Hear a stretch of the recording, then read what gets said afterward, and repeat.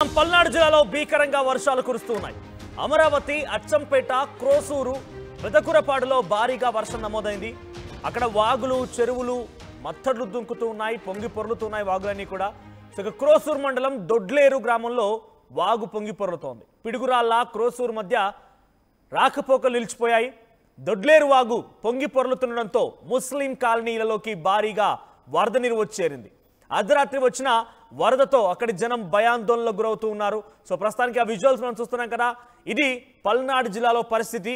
ఎటు చూసినా కనుచూపు మేర నీళ్లే కనబడుతున్నాయి, కానీ రోడ్లు, వాగులు, వంకలు మొత్తం కూడా కలిసిపోయాయి. సో ఎక్కడ కూడా రోడ్డు అనే ఆనవాళ్ళు కానివ్వండి, ఇతరత్ర బ్రిడ్జెస్ కానివ్వండి, కల్వర్ట్లు అన్నీ కూడా పూర్తిగా నీట మునిగిపోయాయి. ఎక్కడ పడితే అక్కడ కనుచూపు మేర నీళ్లే కనబడుతున్నాయి. ఇళ్లలోకి పూర్తిగా నీరు చేరిపోయి అక్కడ సమీప ప్రాంతాలు మొత్తం కూడా నీట మునిగిపోయాయి. సో ఎటు చూసినా కూడా సామాగ్రి ధ్వంసమైపోయింది. పూర్తిగా ఇళ్ళని కూడా ఫ్లడ్స్తో నిండిపోయాయని చెప్పి ఆ బాధితులంతా ఆవేదన వ్యక్తం చేస్తూ కర్రలు పట్టుకొని బయట నిల్చుంటున్నారు. బికాస్ ఎక్కడే గోతుందో ఎలా పడిపోతామని తెలియక కర్రలు పట్టుకొని రోడ్లపైకి వచ్చి వారంతా అక్కడక్కడ కళ్ళి తిరుగుతూ ఉన్నారు. సో ఒకరినొకరు వారంతా పరామర్శించుకున్నారంటే ఎలా ఉంది, మీ ఇంట్లో పరిస్థితి ఎలా ఉందన్న రకంగా మాట్లాడుకుంటున్నారు. బికాజ్ ఎక్కడ చూసినా కూడా ఇదే వరద కొనసాగుతోంది. ఒకానొక సందర్భంలో అయితే ఇంకా ఎక్స్ట్రీమ్గా అయిపోతే పడవలు కూడా తిరగాల్సిన పరిస్థితి అక్కడ కనబడుతోంది.